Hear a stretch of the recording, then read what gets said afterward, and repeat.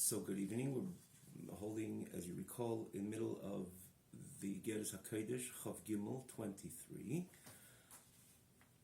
of this segment of Igeres HaKodesh, which is, we spoke about many times. We're going to try to really jump into where we're holding and where we left off last week. You can see a bit of the introduction, a little bit, as we always do, namely for the newcomers, the backdrop of Igeres HaKodesh, its distinct layout, meaning the whole compilation of Igeres HaKodesh is very different, of course, for what it is. It's letters written at different times in different communities, even though addressing important ideas, of course, all associated with Tefillah, Tzedakah, even though we did mention time and again that Tzedakah is definitely, from the bird's eye view, in Igeres HaKodesh, Tzedakah definitely is overwhelmingly focused on more than perhaps any other of the important matters that Alter Rebbe relates. Every Igeres, in the end of the day, of course, because it's coming from an Ish Kodesh, Kodesh Kodashim, the Alter Rebbe, is timeless, particularly those who entered in Sefer Tanya Kadisha, which is comprised of 5, corresponding to the Chamisha Chumshei Torah, as we know that the Tanya Kadisha is known to be the Torah Shebiksav of Torah Achsidus, an expression of the Tzemach Tzedek for that matter. This is the 4th. We had a little bit more elaborate last week and the weeks before, but namely it's the Yud, Igeres HaKodesh Yud. We had more of a broader presentation regarding this segment, Igeres HaKodesh, many more details in its backdrop and so on. To find all these classes, wherever you're watching it, but there is an advantage, as we do mention, I believe every week, the TanyaOnline.com website, TanyaOnline, one word, .com, easy website, and when you open the website, all the previous classes are lined up on the left side of the screen, as such easy to access, and find all these, for example, the beginning of Yud, or as we mentioned so many times, Alter Rebbe cross-references many times in his own work over here in the Sefer, and the entire Sefer from one place to the other.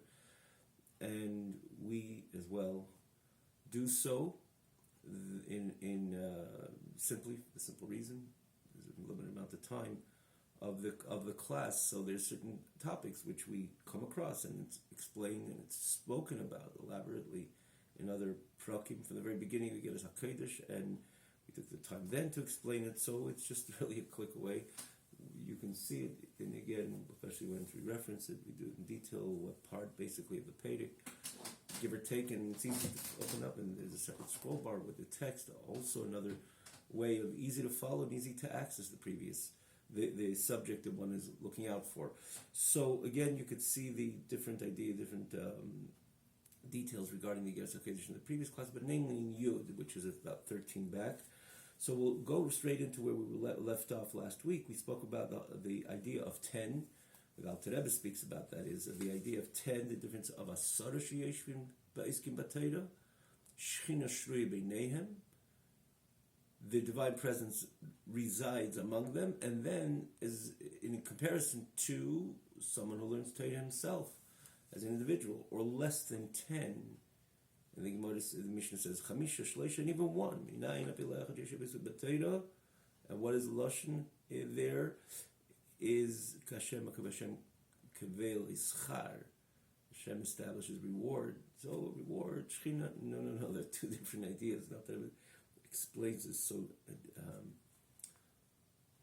deeply, this idea, in depth, this idea of Kavel Ischar, the difference of Kavel Ischar, Hashem establishing reward, which is extraordinary. Of course it's extraordinary. Hashem Kavel Ischar, he's learning Torah even by himself, as opposed to Shechina Shri B'neihem. It's the Shechina in its purest form comes down as Sheira and dwells between them. A difference which is I think the Alter Rebbe even used the Lashon La'in Kates, which he does periodically. It seems like the Alter Rebbe, I can see over here the So Rebbe's Lashon and Kates, what he wants to show that it's nothing, there's no comparison to the two. I don't see it in the first glance, but yes, it definitely, the Alter Rebbe comes across Hashra Yeha'ora Tzuma Hamir B'Belikvul B'Tachlis, which is the core of the Shechina, which is significantly different, and perhaps again infinitely different, than the Hashem Kavel Eschar. Hashem established reward, which is again grand on its own, but you can't compare it to the Hashras Hashchina, which transpires when there's 10 Yidden coming together. Again, we're saying this enormously brief. You can see the previous class, again, probably I think this is the third in this chapter.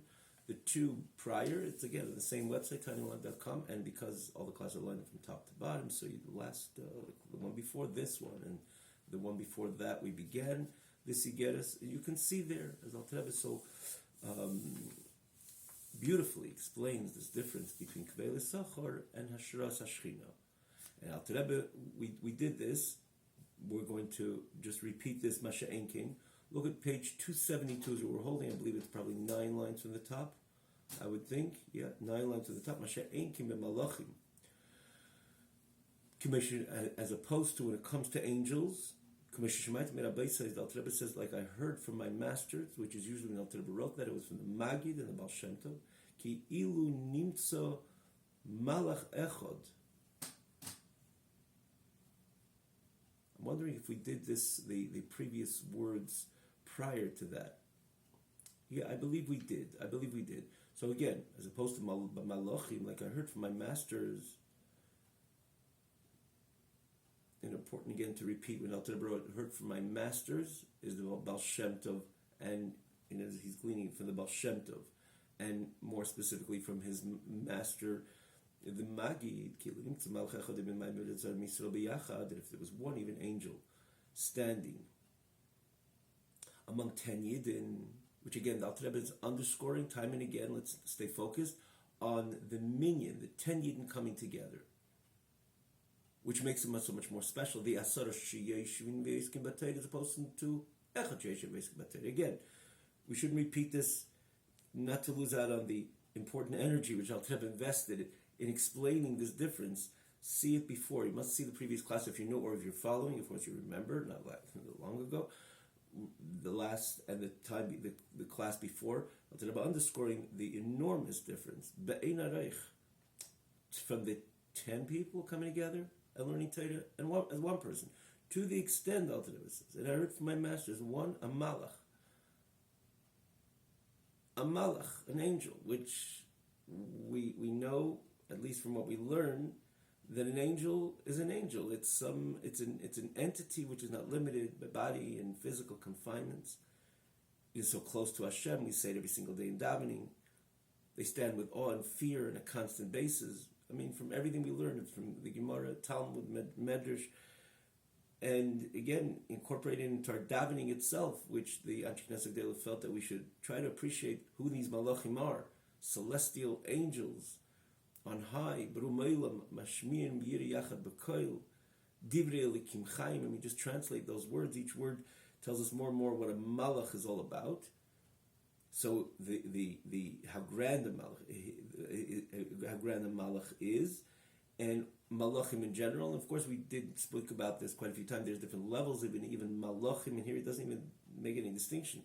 Not even the greatest malach. One malach stands in the presence of 10 Yidden, but they're not talking words of Torah. I believe again we even ask the question, what does it mean? 10 people sitting around and not talking words of Torah? You have to talk Torah all the time. Which the Gemara says that again, this is the obligation of any Yid to constantly talk Torah. So what does it mean they're not talking Torah? So we spoke, and again, now I recall, I think we did do these few lines as well, that they're coming together for let's say, a communal meeting, just as an example, or any way that people, 10 Yidden, come together. At that moment, 10 Yidden come together, even they're not talking words of Torah, and again, not chas v'shalom in violation of the mitzvah of Talmud Torah, because then when you violate, you're in a different. We called it then in the very beginning. We were learning in the Likutei Amorim. Towards the beginning of Likutei Amorim, the Rebbe speaks about the Rosh, the Beinoni, the Tzaddik, and he categorizes what a mitzvah is later, and then later also what the Aveda is all about. But in the very beginning, the difference of Kedusha, Klipas Noga, Shalosh Klipas Hatmeis. So of course these people are not involved, Chas v'Shalom, in anything that would interfere the godly presence. Of course not. But actually they're not talking Divrei Torah with the Rishus of Torah, with the permission of Torah. Again, it was a moment, like we just gave in one example. There's quite a few. So even they're not talking words of Torah, the fact that they 10 Yidden have assembled, on that malach falls upon a fear and awe, beli gvul v'tachlis, which means it's not a limited type of fear and awe. It's an unlimited type of fear and awe, because there's something unlimited presence, which is the infinite presence of the divine Shekhinah. In other words, infinite presence of the Shekhinah in its full manifestation, and therefore it's reflective on the awe and the fear of that malach. From Shechinta to Shari Alayu, from the Shekhinah, this level of Shekhinah which gets together, which comes rather in its full manifestation when 10 Yidden come together. How much more so when they're learning Torah, which is the entire Pedic is based on that Mishnah Sodas Yeshim Va'iskim B'Torah. But what the Alter Rebbe gleans over here and extrapolates is the Asara. This is something unique to the 10 people learning Torah. The fact that 10 Yidden are assembled together, which to us, even in Allah, we know that's the phenomenon of the minion. What's the difference of 9 people come together, 10 people come together? You're 9, you want to get a good group to daven to Hashem, and in a way that it brings some vibration to the davening when so many people come together. There's a difference of 9 and 10. Ostensibly, why so? But no, with 9 you cannot say any davar shebikdusha. It's not considered a minion. You ought to have 10, because there's something grand, stupendous in the assembly of 10, because right when 10 come in, there's the Ashra come together, there's the Ashra Shechina. And when you have the manifestation of the Shechina, the Malach, as great as the Malach is, falls upon him this fear and awe without any limitation. Meaning to say, there's nothing that they hold on to. That's how much their fear and awe is manifest by them at the moment they stand among 10 Yidden living together. Actually, batel mitziyusei legamri, the Malach would become completely like not, totally. It's like, in front of a light, you could, tolerate the light. Sometimes we don't like the light to be on because it disturbs, right? When we're reading, and we're learning, and we're regular function, of course, the light is important, and it contributes so much to what we're doing. Well, let's say someone is tired, they want to go to sleep, the light disturbs. But sometimes even when you're doing all the important things you're doing, the light's too bright, it doesn't work, right? It's overwhelming. And what if it's very bright, and we spoke about this, I believe, in last week in the previous class, and other times also we mentioned, sometimes it's so bright, it just could be dangerous to be around such a bright light. And go more and more. And, for example, take any object in front of the face of the sun. What's going to happen to it? It's going to say, I'm a little warm, I'm a little bit too uncomfortable, or just become consumed into the fiery energy of the sun. Of course, the latter, not the former. And that's what he says. What happens to this malach when he comes among 10 Yidden? Because there's the full presence manifestation of the Shekhinah, the core of the Shekhinah. So the malach is so overwhelmed till he becomes like nut. He's batam tziyus, becomes completely consumed into that overwhelming energy of the great Shekhinah, the holy divine presence of HaKadosh Baruch Hu, which comes in, means he's always there, but he becomes revealed. He reveals himself. He manifests in the time 10 Yidden assemble. And we don't need to explain when we say the Shekhinah comes in, what he's there and he's not there. He comes in. No, we're careful to say that he comes in. It's like you open a station. The people who are talking of the station do not start talking when you open up that station. Of course, a kosher station, understandably. They're talking the whole time, but you tuned in. You allowed them to come into your presence, into your audio faculty, and you listen, and you identify with what they're saying, but they're talking throughout. You tuned in to something that pre-exists, especially in similarly, and more so when we talk about the Shekhinah. The Shekhinah, the presence of God is everywhere in all times. Like Hashem, the Shemayim Zaretz Ani Moli, heaven and earth. I am present. I feel heaven and earth, of course. And again, not to say also that would tell you perhaps there's more multiple Shekhinahs. 10 here and 10 there. So how many Shekhinahs are there? And that's a question. One of the minim, one of the heretics asked famously Rabbi Gamliel, and he answered a similar idea, that there was no example of tuning into a station, but he spoke about the sun coming into one window and another. Well, when you block the window, the curtains or the blind, the shades close the shine of the sun, so when you open it up, so the sun comes in. The sun wasn't just established when you open the shades.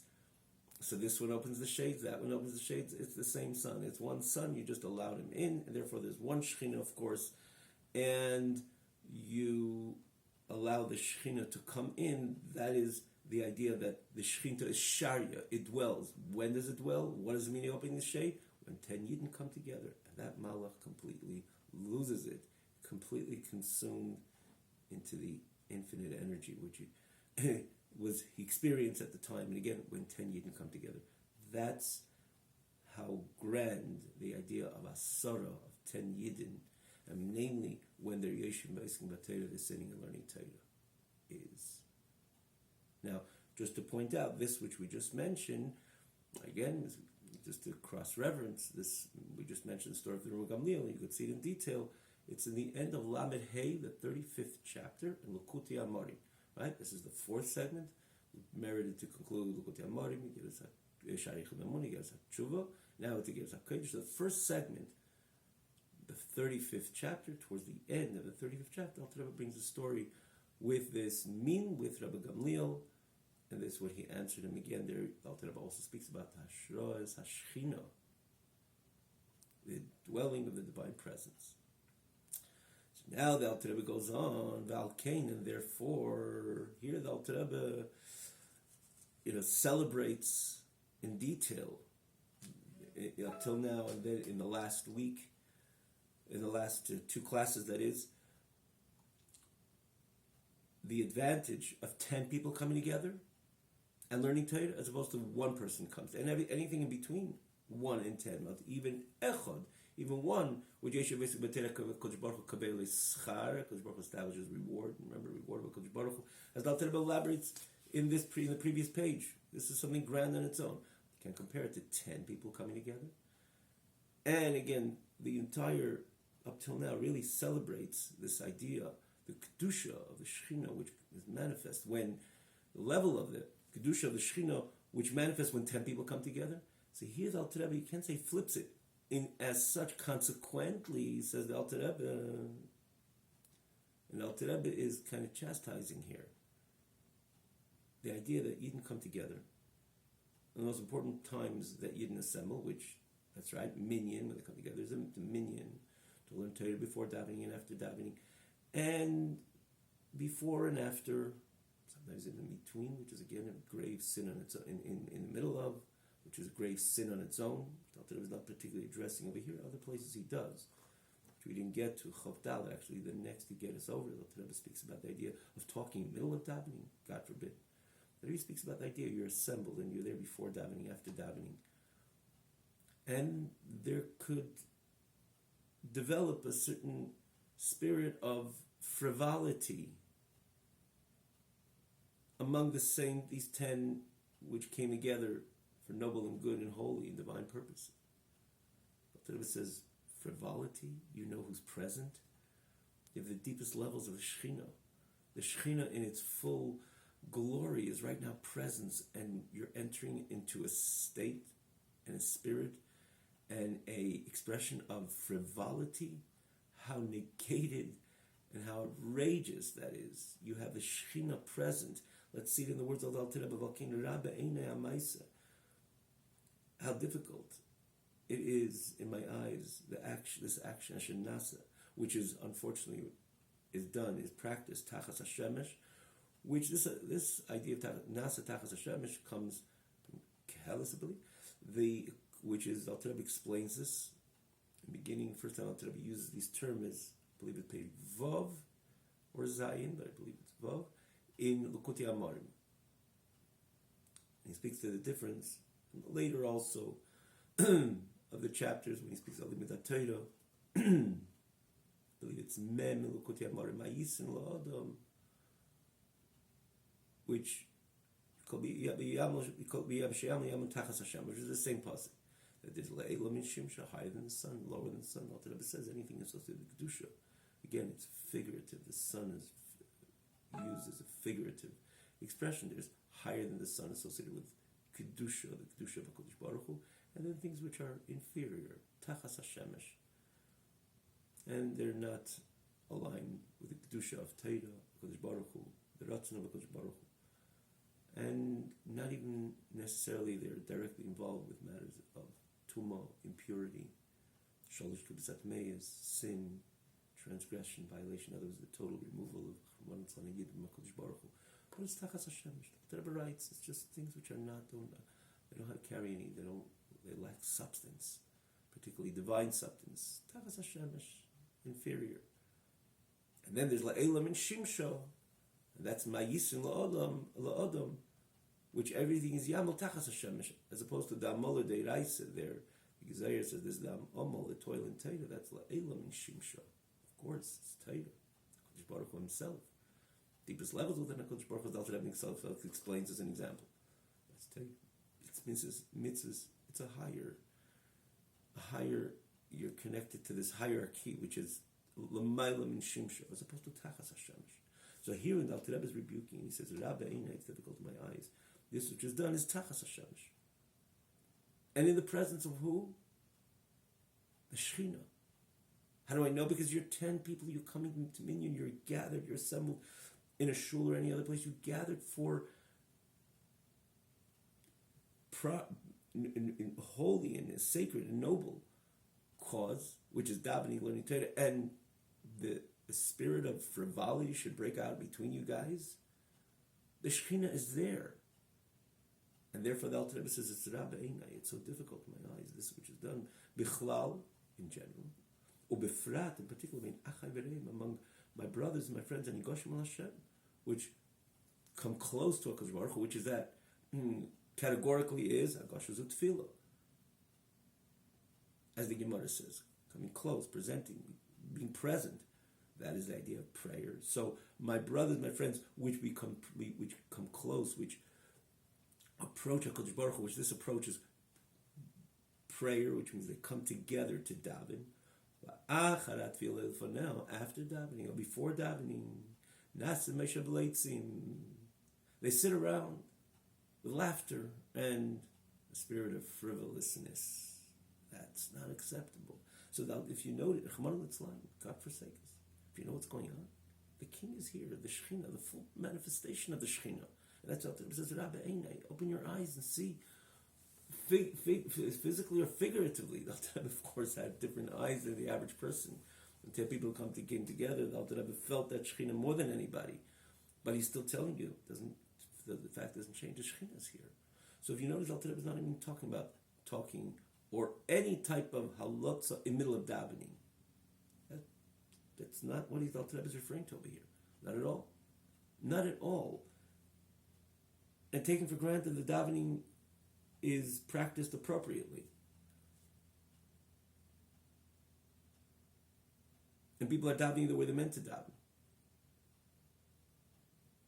Now, are there issues in the middle of davening? Yes, there are. And the Alter Rebbe, as we just said, addressed this in Perich Avdal in the 24th chapter. But here the Alter Rebbe is talking about before and after. You daven and all of a sudden, as we know it sometimes, for davening, the chit-chat, but okay, morning or everything's okay, whatever. We don't have to be robots as we meet our fellow friends, fellow community members.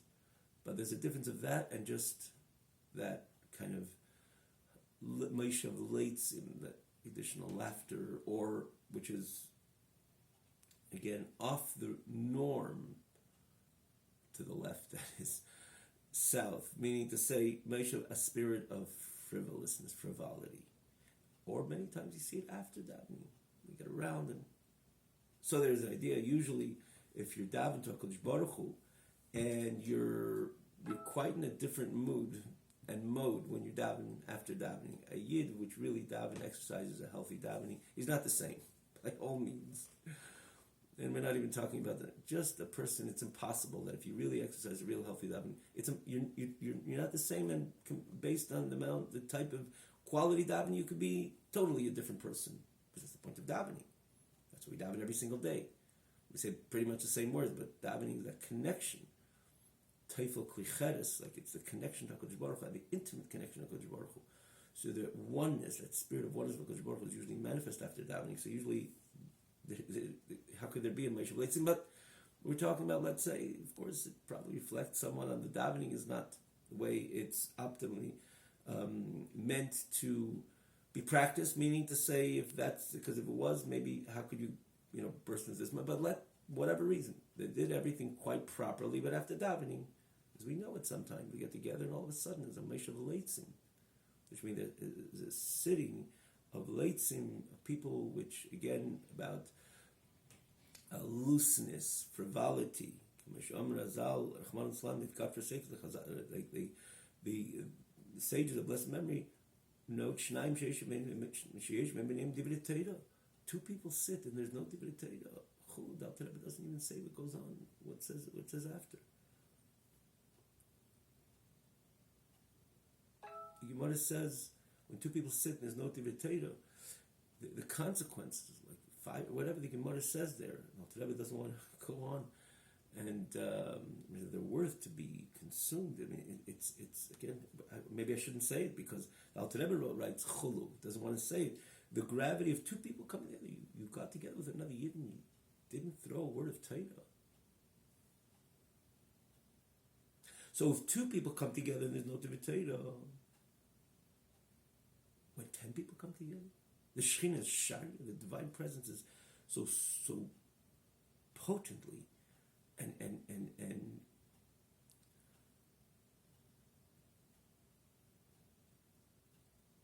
in the most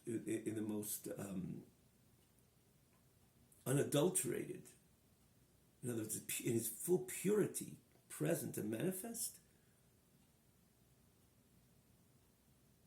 How much more so? They're not only they're not talking Torah, but besides, you have the two negatives over here. One, they're 10.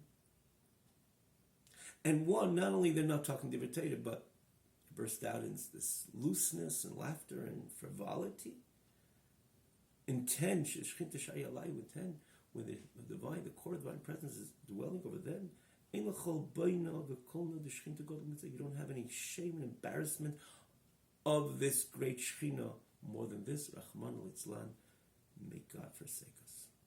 If our sages with blessed memory say, that someone who violates, who transgresses, and commits a sin discreetly, that he pushes away the feet of the Shekhinah, of course, metaphorically speaking, feet of the Shekhinah, because he kind of undermined the Shekhinah, like you pushed someone's foot, you brought instability in his presence, in his composure, in his posture, because you pushed the foot. And so does one who sins, even discreetly, in a hidden manner, Rahman al-Itzlan, God forsake us, God forbid, and he pushes away the feet of the Shekhinah, brings instability in the presence of the Shekhinah, and beyond, Chas v'sholem,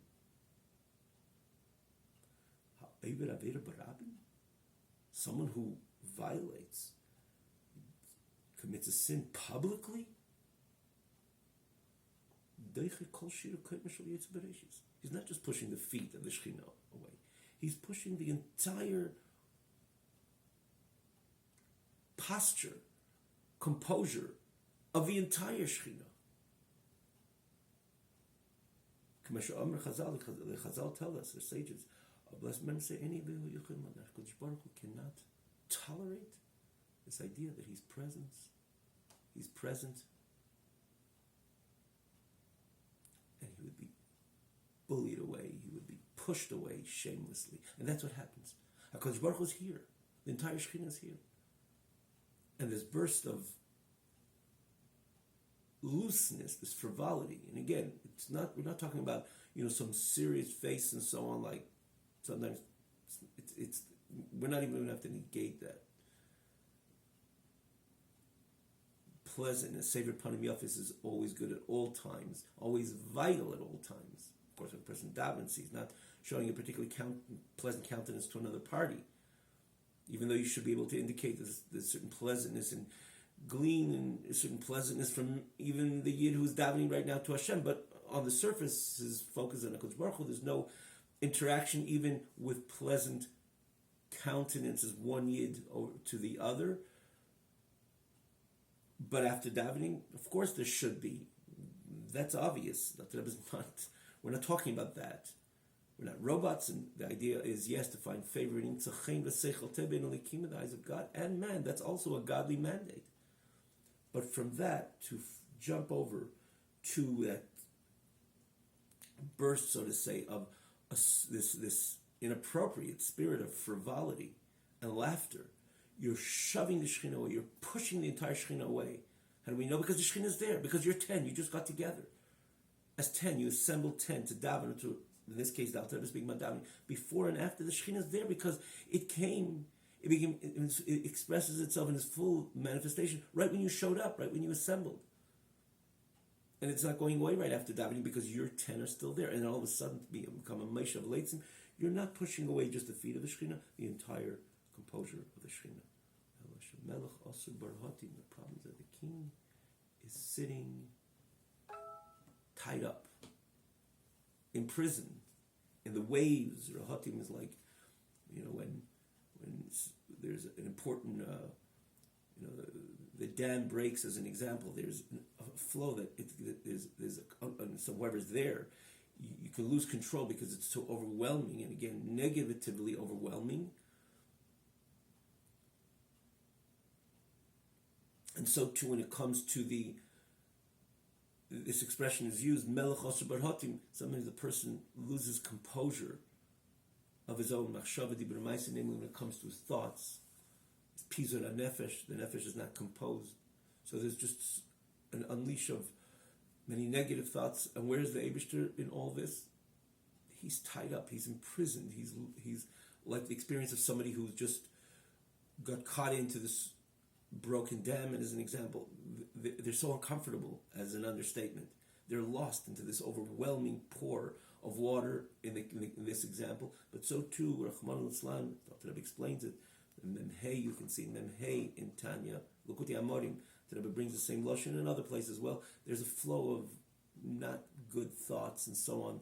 There's lacking composure, there's lacking dominion over our actions, speech, and namely thoughts, vision, audio. So there's a rahatim, and the melech, where's the king? He's also, he's imprisoned. And these are rahatim, and so too over here in this frivolity, Hashem is there, and we're pushing him away. But he's not going because you're still 10 people. The shame, the deep, profound shame to the Shekhinah is indescribable.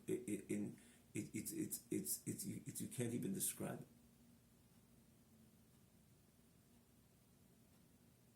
It cannot even be described because HaKadosh Baruch Hu didn't go. He's here, but he's just lost and he's pushed away, and he's still melech, which means that's the symbol of imprisonment as well. What is the idea when someone is in prison? Rahman is incarcerated, osur. He's there, but every second, every minute, every second, every millisecond, he's uncomfortable because the whole environment is not where he feels comfortable, not even a bit of it. So this king is osur. He's incarcerated in this rahatim, in this Moshe V'leitzim, and he's there because you guys, the 10 people are still assembled, but unfortunately they're involved in this halotza, in this Moshe V'leitzim. So the melech, the king, is osur b'rahatim.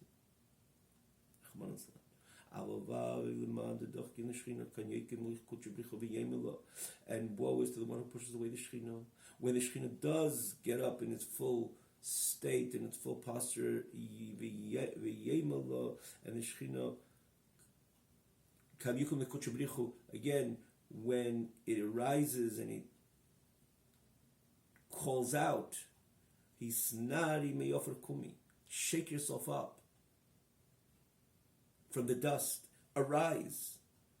And again, the Shekhinah is kind of announcing, get yourself together, stay focused, and together with me we will arise, meaning to say, when you'll behave appropriately before and after davening, in this case, or in general, when the Shekhinah is pushed away and the Shekhinah itself gets up and calls out, protests, Hisnari me'ofer kumi, which is again talking to the Shekhinah itself. The Shekhinah will be able to uprise from the dust and stand in its full posture, when, of course, consequently, Yidden will do tshuva. And about Klas Milim Nisak V'Yisrael B'Galusa, on three things the Gemara says that Yidden remain in Galus. One, because of the Dochkin the Shekhinah, because they push away the Shekhinah. Like we said before, not only the Shekhinah, they push away the Shekhinah completely. And about the Avdim Kol Nabishkhinah, they bring shame to the Shekhinah. I don't recall what the third one is, but is it in the same spirit? Like it says in Zerah Kodesh. And how careful we have to be is really the message. We'll stop over here. But Alter Rebbe, from here, Al Kain, as you can see, the last line, Alter Rebbe is going to go on the positive. I mean, this is also an important positive. I mean, to say a vital message, which, of course, every vital message has the positivity of the positive spirit of Kedusha.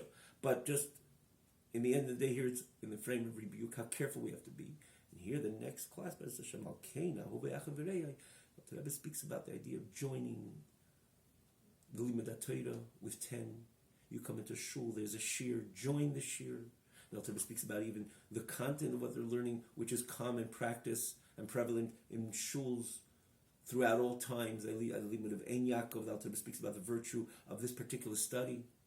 The idea of joining, not to remove yourself, because right now, if you had your eyes would open, even for a moment, even for a split second, you'd realize those 10 people coming, which are sitting there on those benches or chairs and learning Torah, and they're learning it together. There's something which, if you'll take your sefer and go to the other room, you'll not come close to the connection and the level of connection where these 10 people are connecting to, which is again the core of the Shekhinah at the time when they're sitting together. And again, there's quite a few details that Alter Rebbe speaks about in the following page, which is again the end of the following page is the end of the chapter. As we look forward, B'ez Hashem, in the coming class, to go through all these details, that is, the coming class. Haba Aleinu L'Tova. Have a wonderful